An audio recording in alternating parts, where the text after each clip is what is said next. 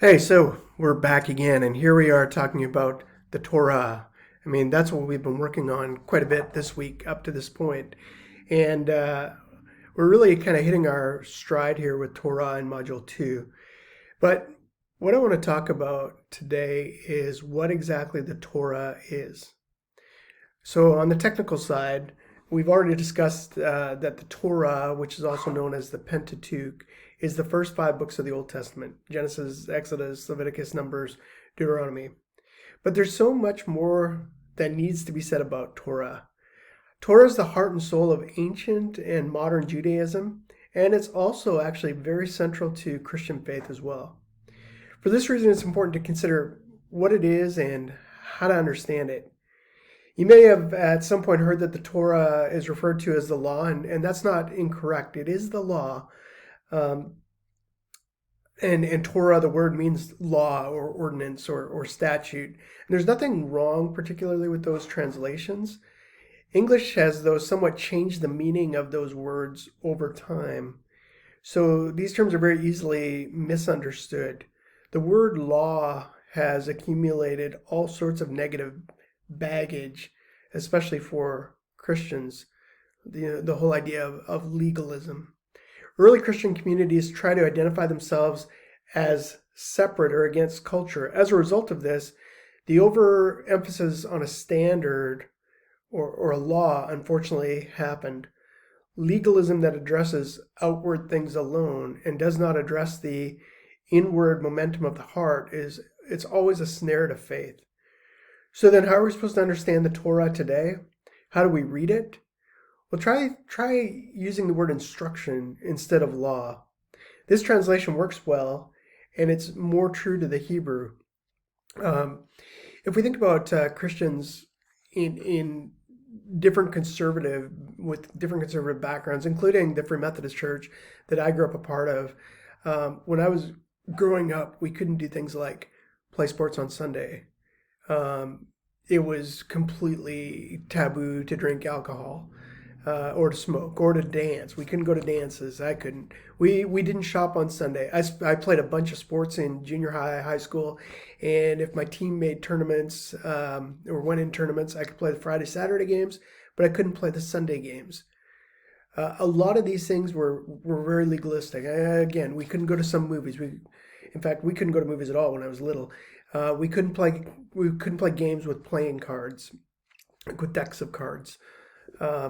There were all these different rules, and so a lot of Christians then and still today miss the point and think that um, it's all about being obedient to these rules. That's what Christianity is about. Where the heart of Christianity is relationship with God and being in right relationship with God and being in right relationship with others. So thinking about the Torah, it's not about this legalistic law code, although law is a part of it, but again, understanding it in terms of instruction for living, for living right. That's important. In fact, I want to encourage you, the textbook that I have you reading in this class by Sean Gladding, The Story of God, The Story of Us. It's well done. It's a good book. I think it's a really helpful book. It also ties together Old and New Testament in a helpful way. Sean Gladding went on to write a second book called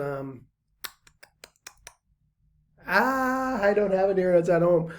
Uh, 10, I think. I think it's just called 10. Anyways, it's a book about the Ten Commandments and how they're not legalistically laws, so to speak, but how they're a way of living and a way of living in right relationship with God and others.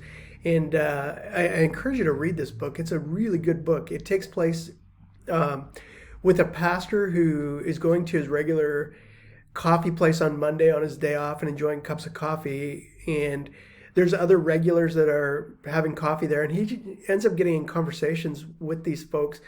And they start talking about the Ten Commandments, and they decide that each week they're going to come back and talk about each commandment, and it's their discussion on the commandments, and it's actually it's a great book. It's well worth taking time to read, and it reads much like The Story of God, The Story of Us, in that it's a novel, but it's helping you to get a deep understanding of what's going on with the Ten Commandments. So anyways, all of that being said, when we think about there's law codes that are part of the Torah. So there are literal laws and there are collections of laws within the Torah. So these laws can be seen in three portions. Exodus chapter 19 through 24 contains a law collection that's often called the Book of the Covenant. Leviticus 17 through 26 contains a law collection that's called the Holiness Code. And Deuteronomy 12 through 26 is often called the Deuteronomic Code. These passages carry long lists of laws that can often be strange to the modern day reader.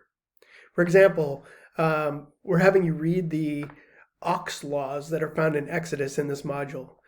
You'll encounter two different types of laws.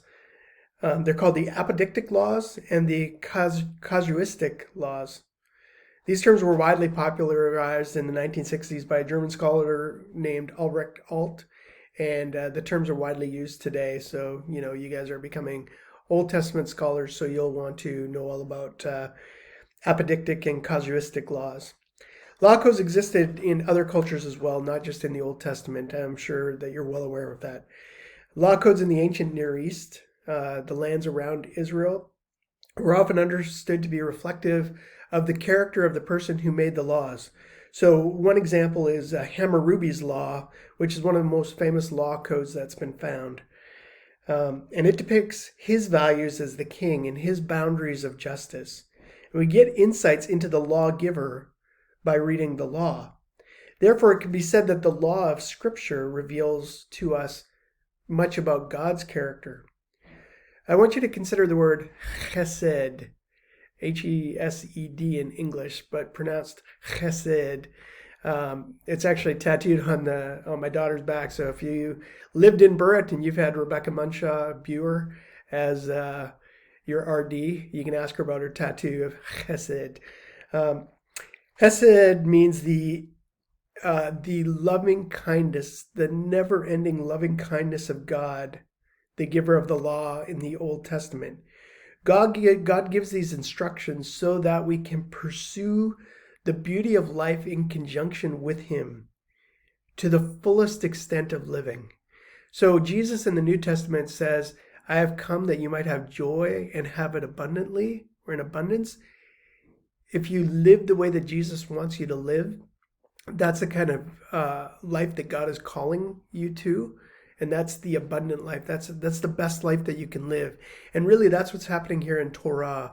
It's a call from God to live in community, the best life that you can live.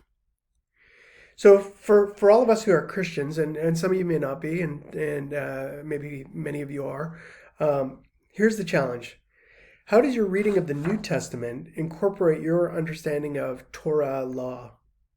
Law is significant in the Gospels, and it's also significant in Paul's writing. Jesus never says that the Torah is bad or should be abandoned. Rather, he says the opposite of that. In this module's discussion forum, you'll have the opportunity to reflect on the laws found in the Old Testament, even some of the weird ones, and share some of your insights as to how they may still have some bearing on today.